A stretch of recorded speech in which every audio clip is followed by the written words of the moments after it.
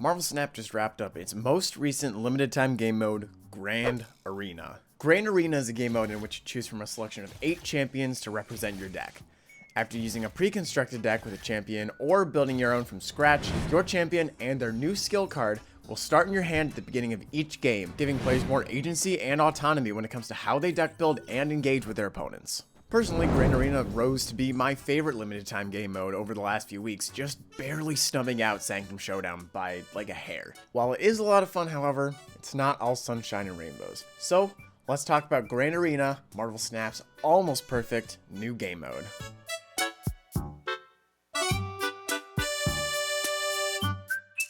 Now let's start with the massive high point of Grand Arena, which is just the game mode and the set of rules itself. Grand Arena's 8 champions all have something unique and fun to offer, and none feel like they overwhelmingly shine above the others in strength, although Invisible Woman does feel distinctly less powerful than all of the other champions. Having champions and their skills start in your hand is a touch that I really love as well. Not only does this lay out a clear path when it comes to making plays and building your deck, but it also makes information a lot more important. You always know what champion and skill your opponent is starting with, which makes your plays a lot more informed and makes predicting your opponent's plays also a lot more informed.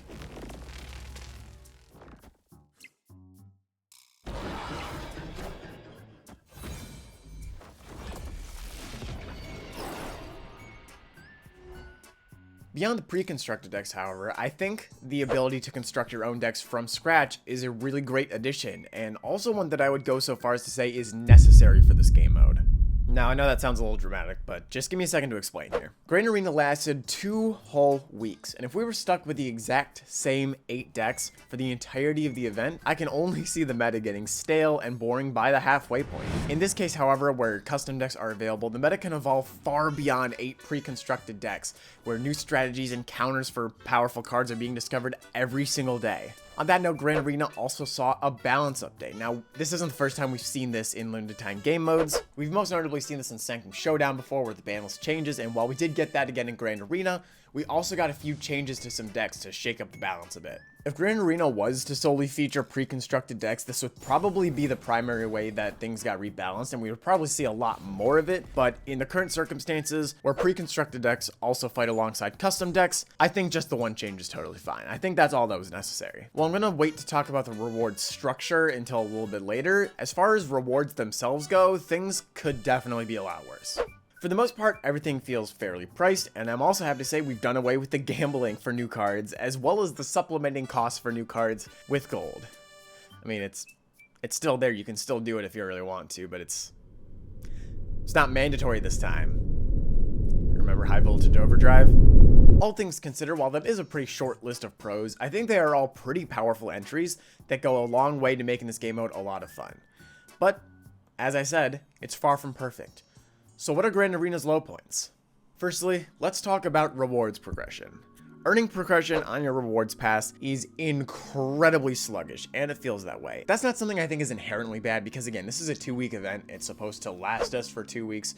So to an extent, progression should be on the slower side, as much as players don't want to hear that. What does bug me, however, is the ability to speed up your progression for the low price of $15. $15 isn't the highest price tag we've ever seen, but it does rub me the wrong way that an event advertised as free to all players can be impacted so heavily by a price tag, to the point where a microtransaction feels more like a necessity for getting through this event as opposed to an optional purchase. At this point, however, I think we've all kind of come to understand that Second Dinner is pretty scummy when it comes to their monetization models, so I'm really just trying not to focus on it too much, but it did bug me and it felt worth mentioning here. And if we're talking about rewards, let's talk about the new cards that came out with this event, Mad Thinker and Milman. 2 hot dookie dumps of cards. Did anyone purchase these? Now, like I said, none of these rewards in the shop feel all that overpriced, including these new cards. But I don't think I'm alone in saying that both Milman and Mad Thinker leave a lot more to be desired, and they don't exactly feel like desirable chase cards from an event. At face value, both of these cards feel pretty insignificant and situational to use, and I don't really feel inspired to be using my glory on these cards instead of something like Special Borders, or Premium Mystery variants, or even credits at that point.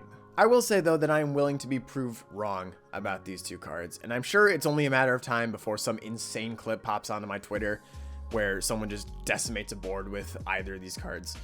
So I'm sure they have value, I just don't see it yet. And now let's move on to something that I had initially assumed was just a bug, which is some sort of funky mission interactions. This is gonna be a little complicated and specific, so let me explain the whole story. Grand Arena launched the same week that Thing First Steps became available. As a result, when the weekly token mission went live on Friday for Thing, I assumed that I could use the pre-constructed Thing deck to earn some free tokens, as I don't own that card. Since the weekly goal mission for Mr. Fantastic First Steps progressed after using the Dr. Doom pre-constructed deck, I assumed that the same would apply to the Thing. And I cannot have been more wrong. I talked with a few members of the community to try to get to the bottom of it, and they sort of brought to light the fact that your champion does not count as a card starting in your deck, even though it is visualized as a card that starts in your deck, both on the pre-queuing screen when you're using a pre-constructed deck, or in the deck building screen when you're making a custom deck. This is a distinction to me that feels not only incredibly nitpicky, but also unfriendly towards players and needlessly confusing. Yes, once you queue up a game, your champion and their skills start in your hand instead of starting in your deck, but everywhere else in the game visualizes your champion as a card that starts in your deck. It's not visualized as a 13th card that starts in your hand and gets added into the game. It's visualized as a card that starts in your 1 of 12 deck. And maybe this was something that was clarified in a blog post or a YouTube video that I missed, but I can't be the only one that was caught off guard and really confused by this, because there really isn't a clear indication on either the mission tag or in your deck building screen that it is not a card that starts in your deck.